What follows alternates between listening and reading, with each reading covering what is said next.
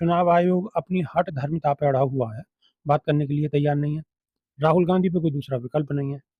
सत्ता पक्ष शांति से बिल्कुल अजगर की तरह बैठा हुआ है। सत्ता पक्ष तो ढीठ हो गया है। हाँ, तो अगर सारी स्थिति ऐसे ही चलती रही, तो आखिर आने वाले समय में कैसे होगा? जनता बिहार का भी चुनाव जनता होगा। बदलाव करेगी। देखिए, जनता से बढ़ के तो कुछ भी नहीं है। जनता किस तरीके से बदलाव करेगी? जनता पे भी जनता तो वही माध्यम है। देखिए, ऐसा है कि जनता एक तरफा वोट देगी। मैं आपसे क्या कह रहा हूँ, क्लोज मार्जिन में ये जीतते हैं। अब जनता अगर तय कर ले कि मुझे हराना है, तो वो हरा देंगे। इंदिरा जी भी एक समय पे, इंदिरा गांधी जी के लिए जनता के अंदर इतना गुबार था कि इंदिरा जी भी हारी, बुरी तरह से हारी चुनाव। लेकिन जनता को वो गलती समझ में आई और 2 साल बाद ही इंदिरा जी को, यानी कि कांग्रेस को दोबारा जिताया और बड़े अंतर से जिताया।